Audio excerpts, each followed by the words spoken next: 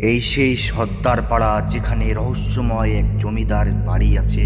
সেই জমিদার এতই খারাপ ছিল যে সাধারণ মানুষের উপর অত্যাচার করে নিজের করে নিয়ে সমস্ত জমি ভোগ করত। চলো তাহলে যা যাক এই সেই জমিদার বাড়িতে কি রহস্যময় জিনিস আছে।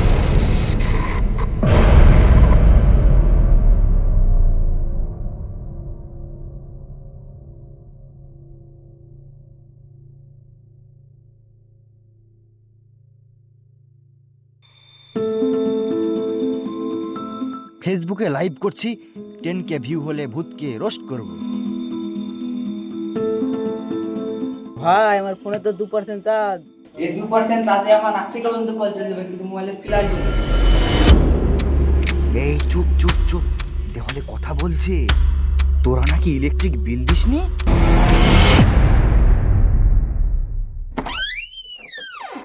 কি রে ভাই, আমাকে ভূত ভাবছিস? আমি কেবল বাথরুম থেকে বেরিয়ে আসলাম। ও আমাকে ভূত কাও। কি রে ভাই, তুই দৌড়াতে দৌড়াতে আসছিস কেন? তোকে ভূত লাগছে না রে? বাথরুম পরিষ্কার করার লোক লাগছে।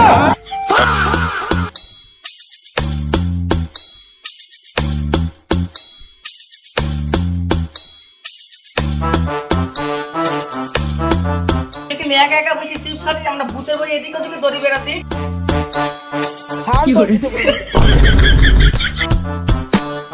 দে ভাই একটা চিপস দে খাই।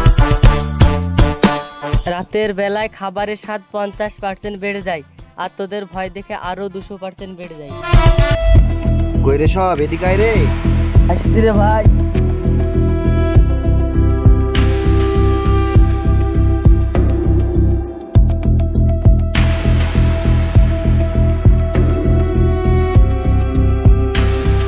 এই তোরা শোন, এই জমিদার বাড়িতে অদিও ভূত আছে কি নাই, আমরা সবাই মিলে এটা যাচাই করব, বুঝলি তো সবাই?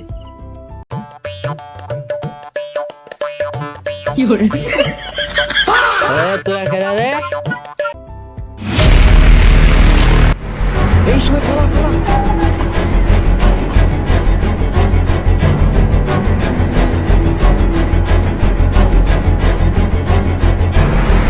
লিজা রে ভাই, আমাকে লিজা আমাকে মারি ফেললো ভাই।